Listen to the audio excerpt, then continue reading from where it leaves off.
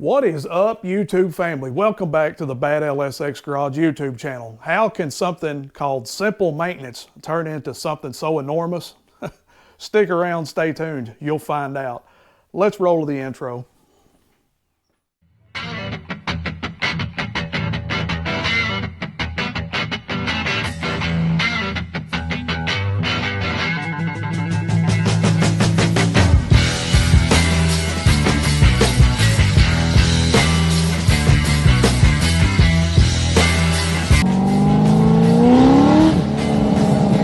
Get in a car like this and smile, there's something wrong with you. Before we get started, let me give you a little context and then you'll kind of understand this video a little more as we go on. So I am the third owner of this Jeep. It has 150,000 miles on it. The second owner, the owner that I got the Jeep from, you can tell that they really wasn't vehicle savvy. They knew a little bit, but they didn't know a whole lot. And you could tell that not only by the way they talked, but also by some of the things that they've fixed along the way. So they did purchase the plugs. They put the plugs in the hatch. They told me that they had purchased the plugs and that they just didn't mess with it. And their response was, if it isn't broke, we don't fix it, quote unquote. And then the smoke got me. I got bronchitis. Ain't nobody got time for that. So with that being said, they laughed, I laughed, and I thought, oh boy, we've got a mess here. But I've not had time to mess with anything. And granted, the Jeep is running okay-ish. But it is time for the plugs to be changed, I'm pretty sure. So the original owner, the first owner who bought the Jeep, fixed the Jeep the way it sits. They have all the receipts, everything's been documented. But still yet, who knows if the plugs have ever been changed? And today is that day. Like your LS stuff, your 3.6 is a coil on plug design. Now this motor came in a wide variety of different vehicles, from the Wrangler to the Challengers, minivans, it's all over the board here. So this is a well-known engine. So like I said, it's a coil on plug design. On the passenger side, you can get to the 3 fairly easily. It's going to be a little tricky, but it'll be okay, you can get to it. It's the driver's side that you're going to have so much issue out of. You will have to take this upper plenum off, and there's some brackets and some things to get to in order to get to the driver's side. So that's why it's such a headache. I told you that the passenger side was going to be the easiest, and it is. You've got the 3 on one side that you can actually get to. You need a 10 millimeter in order to take off this first bolt, in order to pull the plug or the coil off of the plug, and then you can replace your plug. I'm not going to go in great detail about how to do this, other than I just told you that it was a 10 millimeter in order to take it off. Right now, let's just get these replaced, and then we'll work on the real problem.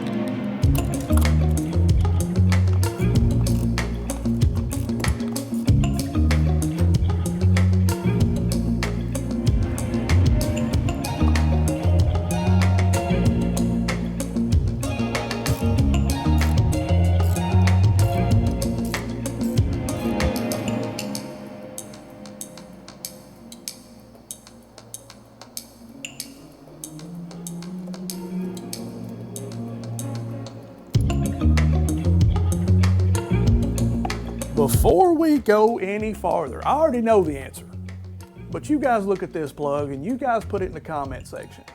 What do you think? Is this the original plug, or is this the aftermarket?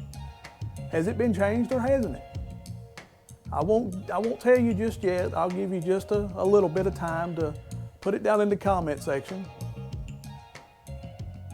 Okay, are you ready? I've looked everything up, and my suspicions has been confirmed. This is the original plug that came out of this Jeep in 2013, and it has 150,000 miles on it. I looked it up. Part number, I'll give it to you just in case you want to look it up yourself. R as in Robert, E as in Edward, R as in Robert, 8, Z as in zebra, W as in William, Y as in yes, C as in Chris, B as in Bob, 4. This is the original plug. So glad we are doing the plug change today. Glad it's getting done and getting it over with. Because if you don't know, I'll tell you. You're supposed to change your plugs at 30,000 miles.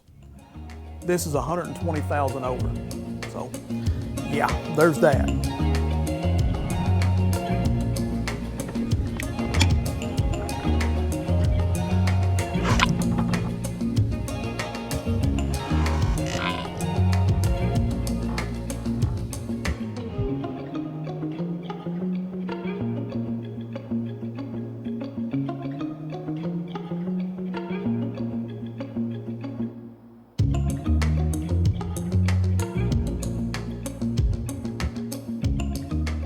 Hopefully you've seen that. If you didn't, let me try to explain what's going on here. So when I took my plug socket and dropped it down in the hole, oil went everywhere. That's no bueno. That's no good. That's not supposed to happen. I've got oil all over my plug, all over the porcelain, all over the threads. Luckily, there's no oil on the strap or the electrode, so I'm good there. That tells me at least this is good. My motor's not major blow by, or rings ain't, seating the way they should, or any kind of issues, so that's good.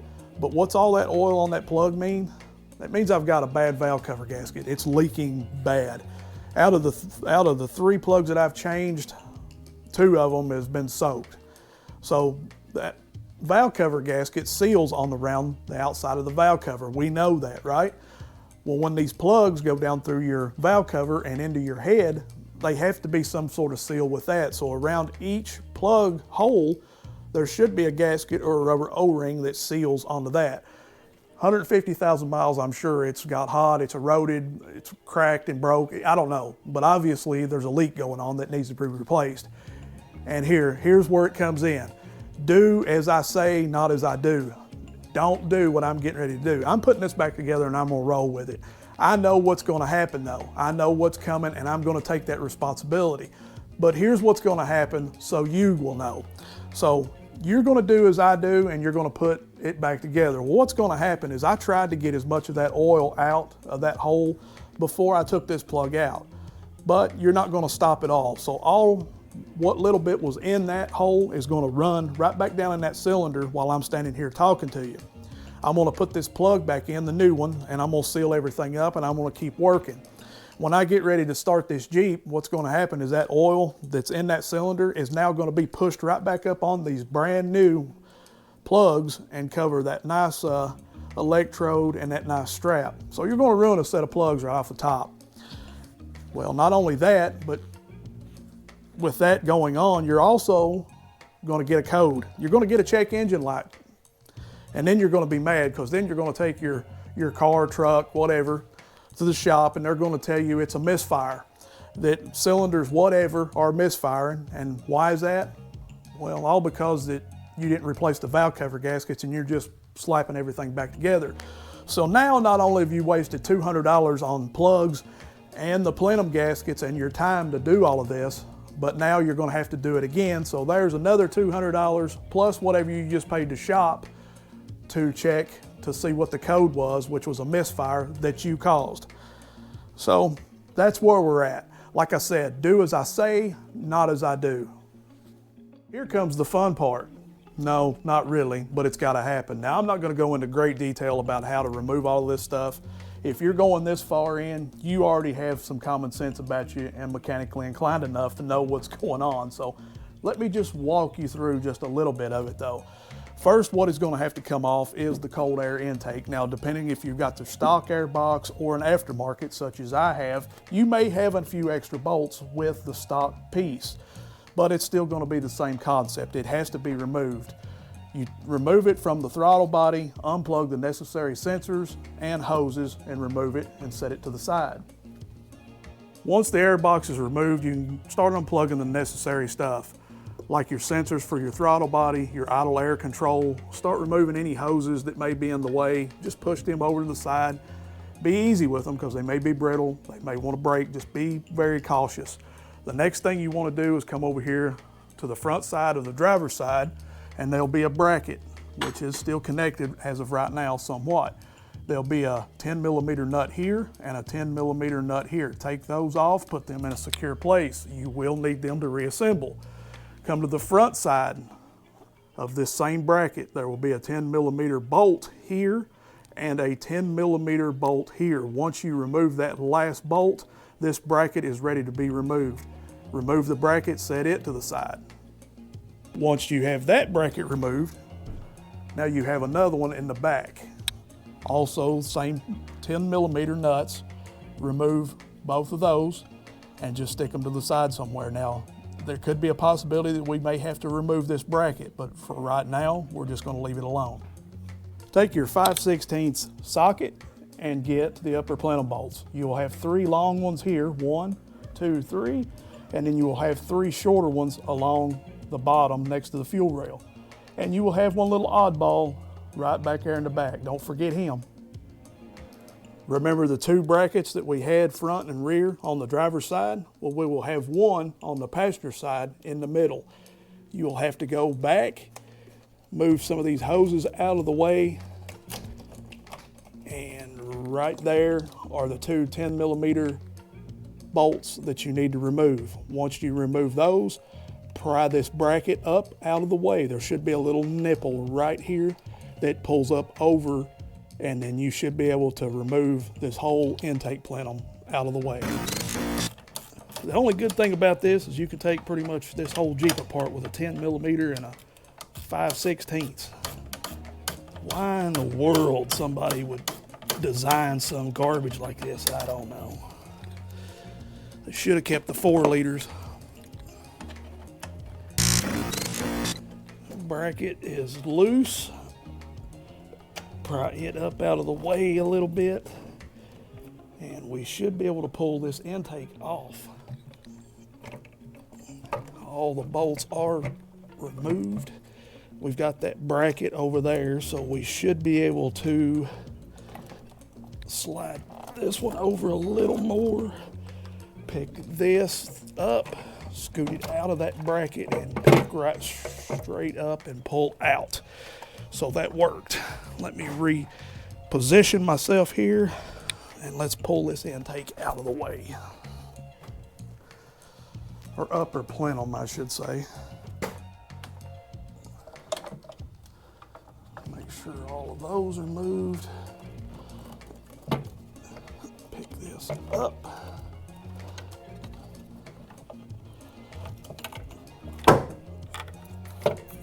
And remove it. Well, I forgot a hose.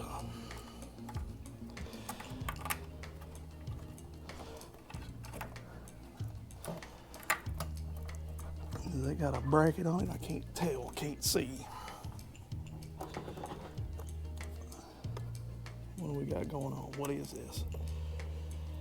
Okay, there's no hose clamp, so that should just pull right off it. Yes, perfect. Am I missing something else, or is that it? I think that's it. Stick this in the floor. Wasn't that bad, but it still sucked. So we've already got the passenger side plugs done.